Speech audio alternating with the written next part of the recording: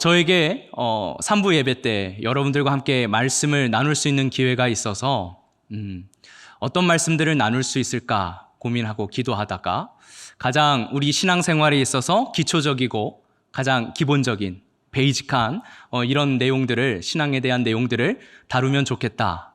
그래서 첫 시간에는 관계의 시간, 주일 성수에 대해서, 그리고 관계의 가격, 11조에 대해서, 헌금에 대해서, 그리고 오늘은 관계의 소통, 마지막일 것 같습니다. 말씀과 기도에 대해서 우리가 함께 말씀을 나누고자 합니다. 지금은 소통을 제일 강조하지만 소통이 제일 어려워서 세대 간의 갈등이 점차 심화되고 있는 시대인 것 같습니다. 왜 소통하지 못할까? 각자 자기가 하고 싶은 말만 하고 있기 때문은 아닐까요? 또 심지어 듣는 것도 자기가 듣고 싶은 것만 선택적으로 듣고 있기 때문이 아닐까라고 생각을 해보게 됩니다. 한동안 맑은 눈의 광인을 통해 풍자되었듯이 사무실 안에서 근무 중에 이어폰을 꽂고 있어도 되는가가 논쟁이 되기도 했었습니다. 이처럼 이 세대 간의 소통, 이 문제는 요즘 시대의 가장 핫한 주제인 것 같습니다. 이 세대 간의 소통의 문제는 오늘날의 문제만은 아니었습니다. 하나님께서도 이 소통의 문제를 겪으셨습니다. 소통은 세대 간 갈등의 문제만이 아니라 오늘 우리가 본문에서 보듯이 하나님과 모든 인간들의 이 문제 속에서도 찾을 수 있다는 것입니다. 오늘 본문은 이 소통에 대해서 극심한 어려움을 겪으셨던 하나님의 여러 외침 가운데 한 대목입니다. 오늘 본문 13절 말씀을 보면 이렇게 기록하고 있습니다.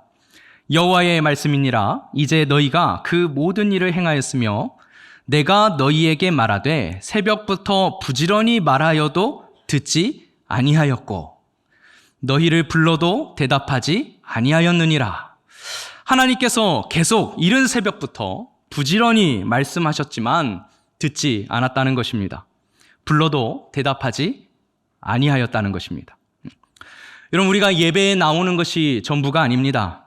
설교 시간에 앉아 있었다고 말씀을 들은 것도 아닙니다.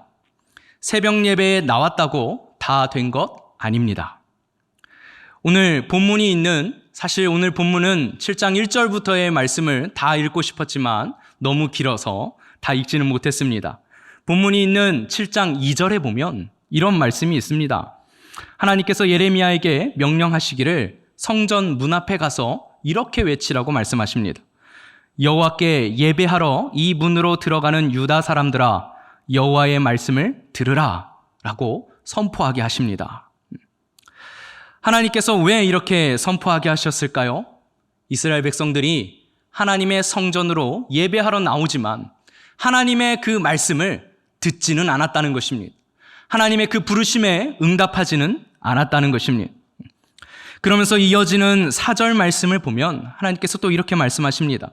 너희는 이것이 여호와의 성전이라, 여호와의 성전이라, 여호와의 성전이라 하는 거짓말을 믿지 말라. 성전에 나왔는데 이것이 여호와의 성전이라 하는 것이 거짓말이니 믿지 말라라는 것은 어떤 의미일까요?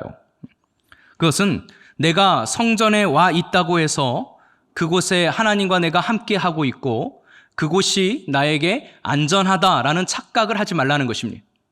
아무리 성전에 나와 있다 할지라도 너희가 하나님의 말씀을 듣지 아니하고 하나님의 부르심을 듣지 아니한다면 그곳은 성전이 아니라는 것입니다. 또 5절과 6절에서는 하나님께서 우리에게 바라시는 것이 무엇인지를 말씀하십니다. 성전에 나와 있는 것만이 아니라 중요한 것은 들어야 된다는 거예요. 무엇을 들어야 하냐? 너희가 만일 길과 행위를 참으로 바르게 하여 이웃들 사이에 정의를 행하며 이방인과 고아와 과부를 압제하지 아니하며 무죄한 자의 피를 이곳에서 흘리지 아니하며 다른 신들 뒤를 따라 화를 자초하지 아니하면, 여러 가지를 나열하고 계시지만 결국 하나님께서 원하시는 것은 무엇이냐면 허상, 뜬구름 잡는 것 같은 신앙생활이 중요한 게 아니라 하나님께서 우리에게 정확하게 명시하여 주신 우리의 삶의 원칙들, 우리가 하나님의 성품을 회복해서 지켜야 할 것들을 순종하며 지키는 것, 그 하나님의 말씀을 듣고 행하는 것이 더 중요하다라는 것을 우리에게 말씀하고 있습니다. 그러면서 너희들이 성전에 나와서 착각하지 말라는 것입니다. 10절에도 하나님께서 이렇게 말씀하셨습니다.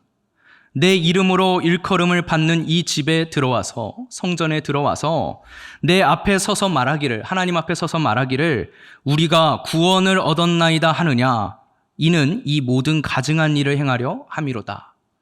너무나도 두려운 말씀 아닙니까?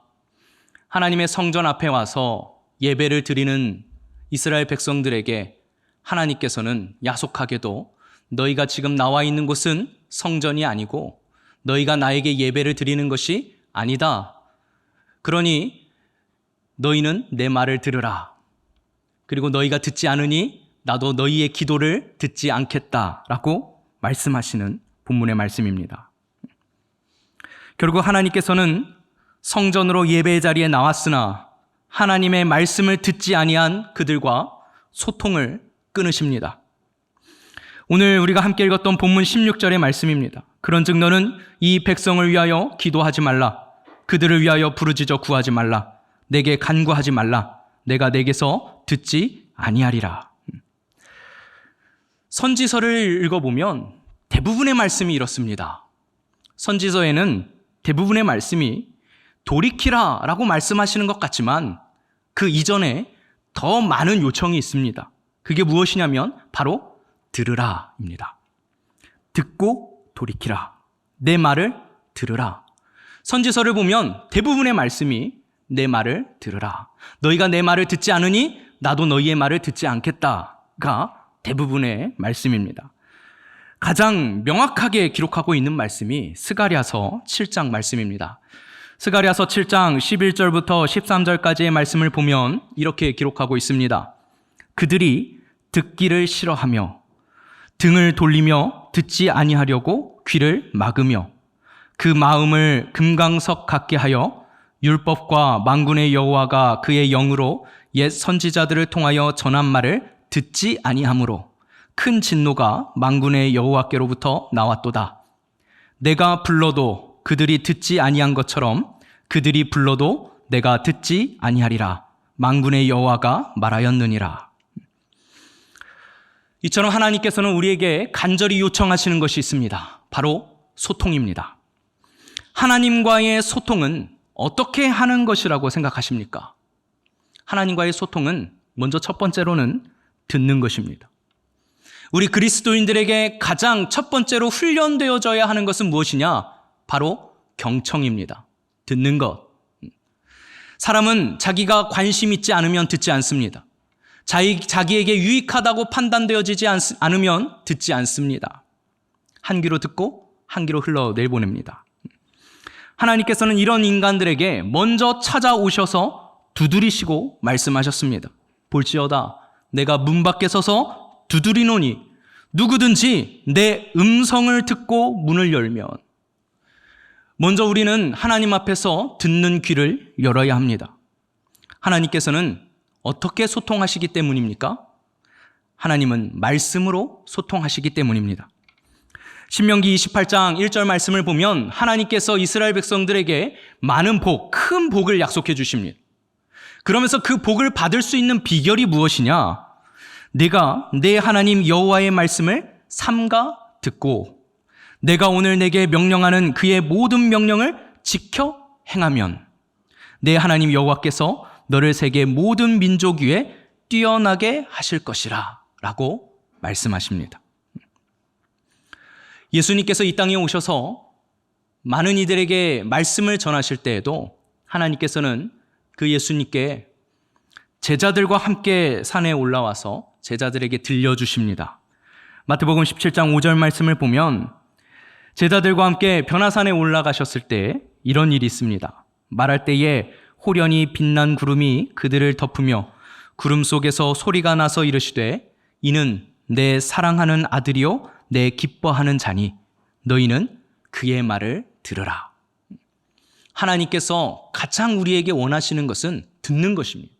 말씀을 듣는 것이에요. 마태복음 21장을 보면 예수님의 포도원 주인 비유가 있습니다. 포도원 주인이 포도원을 소작농들에게 맡기고 수확할 때가 되어서 그 세를 받으려고 종들을 보냅니다. 그랬더니 소작농들이 그 보낸 종들에게 마땅히 내야 할 열매를 주지 아니하고 어떻게 했습니까? 심히 때리거나 돌로 치고 죽이기까지 합니다. 그래서 마지막으로는 누구까지 보냅니까? 아들까지 보냅니다. 결국 그 아들도 죽입니다. 하나님께서 이 보낸 자들의 말을 듣지 않는 이스라엘을 비유하시는 말씀입니다. 그러나 당시 이스라엘 백성들은 그 말씀을 깨닫지 못했습니다. 예수님까지 우리에게 보내셔서 말씀하시는데도 듣지 않았던 이스라엘 백성들. 그러나 그 당시 유대인들은 떳떳했습니다. 왜냐하면 그들에겐 이런 마음이 있었어요. 마태복음 23장 30절 말씀을 보면 그들이 이런 마음을 품었다고 기록하고 있습니다. 만일 우리가 조상 때에 있었더라면 우리는 그들이 선지자의 피를 흘리는데 참여하지 아니하였으리라. 자부했던 것입니다. 우리는 우리의 조상들과 달라서 우리가 그 당시에 있었더라면 우리는 선지자들의 말을 들었을 것입니다. 라고 그렇게 호언장담했다는 것입니다. 혹 이 자리에 계신 분들도 우리는 예수님 시대의 서기관과 바리새인들과 유대인들과 다르다. 나는 예배를 잘 드리고 있고 하나님의 말씀을 늘 묵상하고 있고 나는 늘 설교에 귀 기울이면서 내가 메모까지 하면서 잘 듣고 있다. 라고 우리도 이들과 동일하게 자부심을 갖고 있을 수도 있습니다. 하지만 우리가 정말 하나님의 말씀을 듣고 있는지 우리가 다시 한번 생각해 보아야 합니다. 자신들은 소통에 문제가 없다고 착각했던 그 이스라엘 백성들처럼 우리는 하나님과 온전한 소통을 하고 있는가? 끊임없이 말씀하고 계시지만 반응하지 않는 사람들이. 여러분, 선지자들의 고통이 무엇이었을까요? 외로움이었을 것입니다. 극심한 외로움.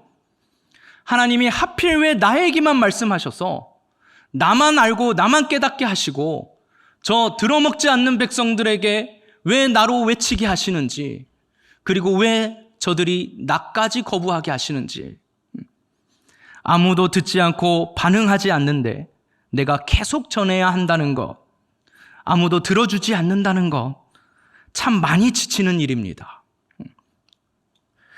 저도 설교를 마치면 극심한 자괴감이 몰려옵니다. 주님 죄송합니다. 이 좋은 말씀을 왜 하필 저 같은 놈이 전해서 왜 이게 제대로 전달되지 않는 걸까요? 내가 이 설교를 하는 것이 내 욕심이라면 하나님 내 일을 멈춰주시면 멈추겠습니다. 참 하나님의 말씀을 전한다는 것이 굉장히 큰 부담이고 늘 죄송한 일이지만 뭔가 이것이 잘 들려지고 있는 것일까? 내가 잘 전달하고 있는 것일까? 이게 늘 큰 부담이고 짐이 될 때가 많습니다.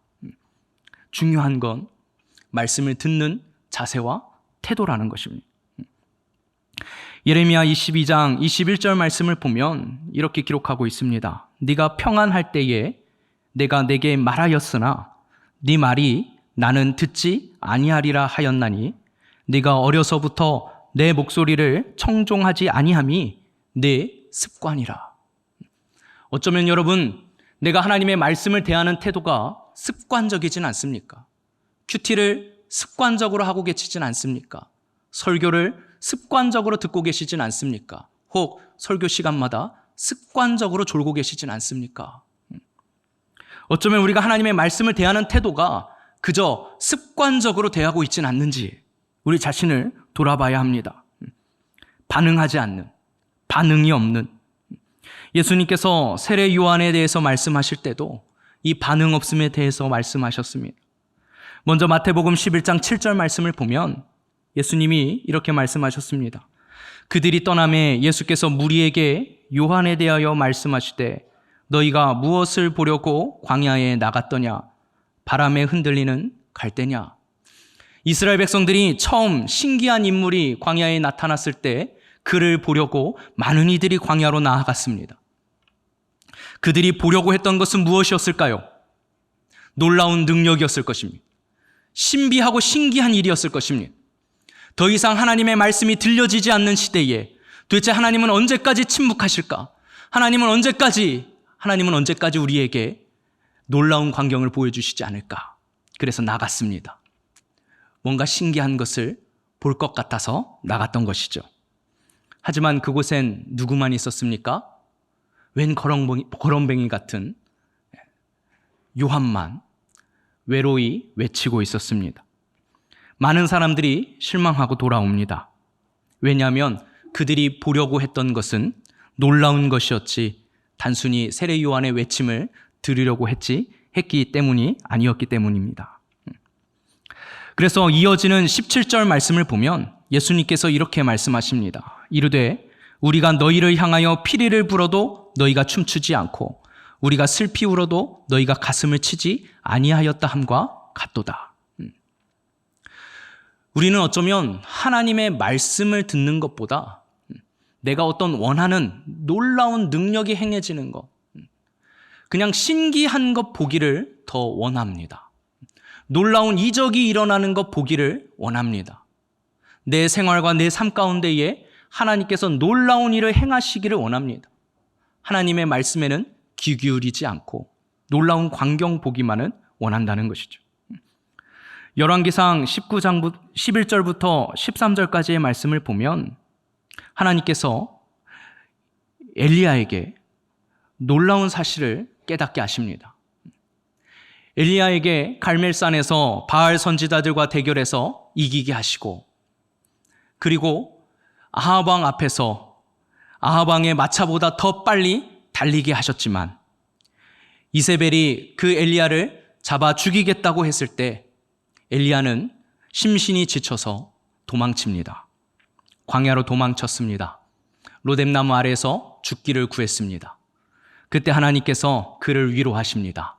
떡과 물을 주시고 또 어루만져 주시면서 2번이나 위로해 주십니다. 그때 그가 힘을 내어서 간 곳이 호렙산이었습니다. 거기가 여호와의 산이었기에 그곳으로 간 이유도 있었지만 사실은 더 깊숙이 도망친 것입니다. 호렙산 동굴로 숨어 들어갑니다. 그때 하나님께서 엘리야를 부르십니다. 너 잠깐 앞으로 나와봐. 그래서 마지못해 그 동굴 어귀에 기어 나옵니다. 그때 하나님께서 엘리야에게 보여주시는 장면이 바로 이 열왕기상 19장 11절부터 13절까지의 말씀입니다. 제가 읽어드리겠습니다. 여호와께서 이르시되 너는 나가서 여호와 앞에서 산에 서라 하시더니 여호와께서 지나가시는데 여호와 앞에 크고 강한 바람이 산을 가르고 바위를 부수나 바람 가운데에 여호와께서 계시지 아니하며 바람 후에 지진이 있으나 지진 가운데에도 여호와께서 계시지 아니하며 또 지진 후에 불이 있으나 불 가운데에도 여호와께서 계시지 아니하더니 불 후에 세미한 소리가 있는지라. 엘리야가 듣고 겉옷으로 얼굴을 가리고 나가 굴 어귀의 섬에 소리가 그에게 임하여 이르시되 엘리야야 내가 어찌하여 여기 있느냐. 하나님께서 엘리야에게 보여주십니다. 엄청난 광경을 보여주십니다. 크고 강한 바람으로 산을 가르시고 바위를 부수십니다. 하지만 그 엄청난 광경 속에 하나님은 계시지 않습니다. 또 바람 후에 지진이 있으나 그 지진 가운데에도 하나님은 보이지 않습니다. 또 지진 후에 큰 불이 있었지만 그 불 가운데에도 하나님은 계시지 않았습니다. 어떤 의미입니까? 우리는 하나님의 강한 능력, 힘, 이런 광경 보기를 원합니다. 하나님께서 놀라운 일을 일으키셔야만이, 그리고 내 인생 가운데, 내 삶 가운데에 하나님의 놀라운 능력이 행해지기를 우리는 바라기만 한다는 것입니다. 하지만 하나님은 그곳에 계시지 않았습니다. 오히려 조용히 세미한 소리로 엘리야에게 찾아오셨습니다. 네가 어찌하여 여기 있느냐. 지금 성령께서도 우리에게 말씀하십니다.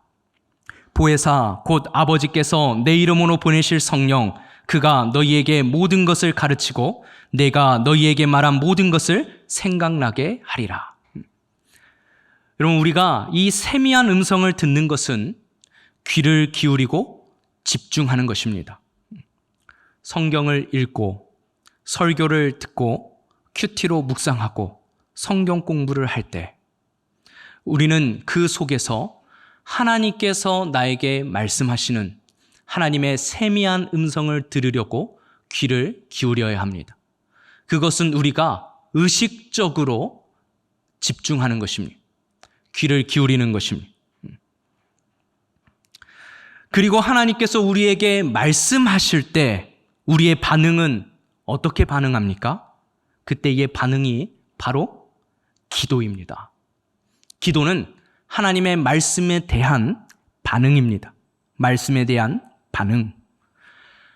아무 말도 하지 않는 우상에게 일방적으로 나의 소원을 비는 것처럼 하나님을 향하여 일방적으로 나 혼자 소원을 빌며 성취를 강요하는 것은 비인격적인 우상 숭배입니다.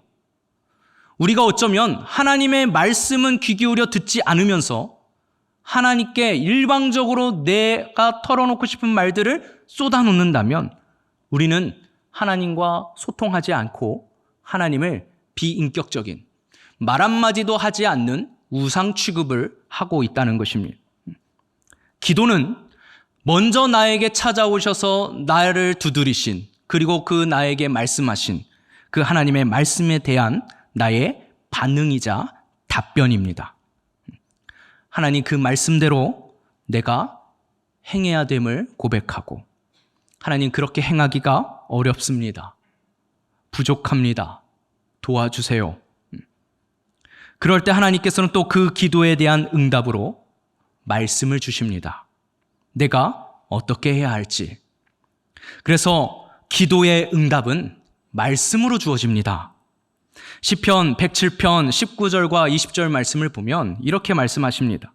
이에 그들이 그들의 고통 때문에 여호와께 부르짖음에 그가 그들의 고통에서 그들을 구원하시되 그가 그의 말씀을 보내어 그들을 고치시고 위험한 지경에서 건지시는도다. 우리는 기도하고 산이 갈라지고 땅이 흔들리고 불이 내리는 놀라운 일이 일어나기를 바랍니다. 신비한 것과 놀라운 것을 보기 원하지만 하나님의 응답은 세미한 음성으로 우리에게 말씀하신다는 것입니다. 너는 내게 부르짖으라. 내가 내게 응답하겠고 네가 알지 못하는 크고 은밀한 일을 내게 보이리라. 놀라운 광경이 아니라 크고 은밀한 일을 내게 보이리라. 하나님과의 관계의 소통 두 번째는 기도입니다. 소통은 일방적이지 않습니다. 쌍방간의 상호작용으로 이루어집니다. 말씀과 기도는 서로 상호간에 주고받는 하나님과의 인격적인 대화입니다. 교회 안에서도 마찬가지이고 내 안에서도 마찬가지입니다. 다른 어느 곳보다 교회 안에서는 사람의 말이 많아지고 사람의 목소리가 높아지면 안 됩니다. 사람의 목소리는 기도 소리로 크게 들려야 합니다. 교회 안에서는 사람의 목소리가 아닌 하나님의 말씀이 크게 들려지는 교회가 되어야 합니다. 우리 사람은 사람의 말이 많아지는 것이 아니라 기도가 길어져야 하고 사람의 목소리가 높아지는 것이 아니라 기도 소리가 높아져야 합니다. 말씀을 정리하겠습니다. 신앙생활을 하는 동안 우리의 착각이 있습니다. 신앙생활을 수련으로 생각한다는 것입니다. 여러분, 믿음과 신앙은 득도하는 것이 아닙니다. 득도하거나 수련을 통해서 신앙의 고수가 되는 게 아닙니다. 신앙생활은 많이 하다 보면 어떤 경지에 이르는 게 아닙니다. 믿음의 선배들 뭔가 경지에 오른 것처럼 우러러 볼 필요도 없고 뭔가 내가 지금 신앙생활을 잘하고 있는 것 같아서 우쭐댈 필요도 없습니다. 갈라디아서 6장 3절은 이렇게 말씀합니다. 만일 누가 아무것도 되지 못하고 된 줄로 생각하면 스스로 속임이라. 여러분, 성장과 성숙이라고 하는 것은 내가 뭔가가 되는 것이 아닙니다. 신앙의 연수가 지나면 내가 열심히 기도하고 내가 많이 말씀을 보면 뭔가 돼 있을 거라는 것은 착각입니다. 우리는 신앙의 성장과 성숙이 내가 뭔가가 되는 것이 아니라 내가 하나님을 알아가는 것일 뿐이라는 것을 우리는 알아야 합니다. 새롭게 알고 깨닫게 되었을 뿐입니다. 그리고 그것을 연습하고 훈련해서 익숙해질 뿐이지 내가 뭔가 이루거나 어떤 자리에 올라가 있는 게 아닙니다. 우리가 이것을 놓치면 우리는 금방 이전의 상태로 쉽게 돌아갑니다. 우리 인간에게는 어떤 능력도 없습니다. 내가 뭔가 될 수 있는 게 아니에요. 어떤 가능성이 없습니다. 전혀 없습니다. 사람은 고쳐지지 않고 변하지 않습니다. 그저 성령에 취해 있을 뿐이에요. 내가 의식적으로 하나님과 소통하지 않으면 우리는 금방 변질됩니다. 그만큼 연약합니다. 내가 이전에 기도 많이 했고 하나님의 말씀 많이 봤으니까 나는 앞으로 이 정도에서 더 타락하진 않을 거야. 착각입니다. 아무리 유명한 목사였어도 정말 어떻게 이런 일을 저지를 수 있지 하고 처참히 무너지는 것을 보십시오. 그 뜨겁게 교회에서 열심히 활동했던 그들이 언제 그랬냐는 듯 신앙의 자리를 떠난 모습들을 보십시오. 우리라고 별반 다를 것 같습니까? 교회에서 인싸처럼 여러 활동을 할 때는 내가 신앙이 좋은 것 같아요. 착각이 듭니다. 아니요, 그건 내가 교회 활동을 하고 있을 뿐입니다. 그런데 내가 그 모든 것을 내려놓고 아싸가 되면, 그리고 내가 새로운 교회에 가서 다시 아싸로 적응해야 하는 상황이 되면 이 텐션 그대로 내가 똑같이 신앙생활하고 있을까요? 그렇지 않다는 거예요. 쉽지 않습니다. 우리는 그만큼 연약한 존재이고 우리는 평생 가도 어떤 존재가 되지 않습니다. 뭔가가 되지 않습니다. 신앙은 득도하는 게 아닙니다.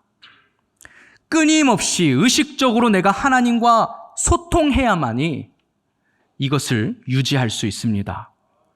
히브리서 6장 4절부터 6절을 보면 이렇게 기록하고 있습니다. 한번 빛을 받고 하늘의 은사를 맛보고 성령에 참여한 바 되고 하나님의 선한 말씀과 내세의 능력을 맛보고도 타락한 자들은 다시 새롭게 하여 회개하게 할 수 없나니 이는 그들이 하나님의 아들을 다시 십자가에 못 박아 드러내놓고 욕되게 함이라. 물론 언제든 다시 돌아올 수 있습니다. 하지만 우리가 의식적으로 하나님과 계속해서 소통하지 않는다면 우리는 금방 하나님과 멀어지게 됩니다. 그래서 예수님께서도 말씀하셨습니다. 깨끗하게 청소된 심령에 대해서 이에 가서 저보다 더 악한 귀신 7을 데리고 들어가서 거하니 그 사람의 나중 형편이 전보다 더욱 심하게 되느니라. 이 악한 세대가 또한 이렇게 되리라. 이것을 쉽게 풀어서 설명한 말씀이 있습니다. 베드로후서 2장 20절 말씀입니다. 만일 그들이 우리 주 되신 구주 예수 그리스도를 알므로 세상의 더러움을 피한 후에 다시 그 중에 얽매이고 지면 그 나중 형편이 처음보다 더 심하리니. 내가 교회에 활동이 많아지고 열심히 생기고 교회에서 많은 말씀들을 듣고 기도의 자리로 내가 어쩔 수 없이 나아갈 때는 내가 신앙이 좋은 것 같습니다. 그런데 내가 세상에 조금씩 물들어가고 세상 모임에 더 많이 참여하고 교회 모임이 점점 줄어갈 때 우리는 완전히 다른 모습으로 점점 내가 변질되어 가는 것을 스스로 느낄 수 있습니다. 그럼 이전의 내 모습은 가짜였는가? 아닙니다.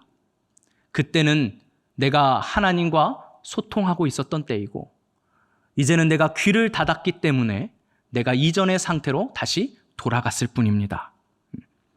그래서 우리는 늘 하나님과의 소통에 나를 몰아 넣어야 합니다. 말씀을 보고 듣고 읽고 묵상해야 합니다. 세미한 하나님의 음성을 들으려고 애써야 합니다. 귀를 기울여야 하고 집중해야 합니다. 그것은 공짜로 주어지는 것이 아닙니다. 그리고 기도의 자리로 나를 이끌고 가야만 합니다. 예수님께서 말씀하셨습니다. 너희는 스스로 조심하라. 그렇지 않으면 방탕함과 술 취함과 생활의 염려로 마음이 둔하여지고 뜻밖의 그 날이 덫과 같이 너희에게 임하리라. 이 날은 온 지구상에 거하는 모든 사람에게 임하리라. 이러므로 너희는 장차 올 이 모든 일을 능히 피하고 인자 앞에 서도록 항상 기도하며 깨어 있으라 하시니라. 하나님과의 소통이 여러분이 깨어 계시지 않는다면, 하나님의 그 세미한 음성이 귀 기울이지 아니하고 하나님께 나아가서 반응하며 기도하지 않는다면 우리는 언제든지 방탕함과 술 취함과 생활의 염려로 마음이 둔하여져서 신앙 없는 자의 모습처럼 되돌아갈 수 있습니다. 오늘 이 자리에 모이신 여러분들은 이 말씀과 기도, 하나님과의 소통의 자리로 자신을 몰아 넣으셔서 늘 하나님과 소통하시며 함께 동행하시기를 예수님의 이름으로 축원을 드립니다.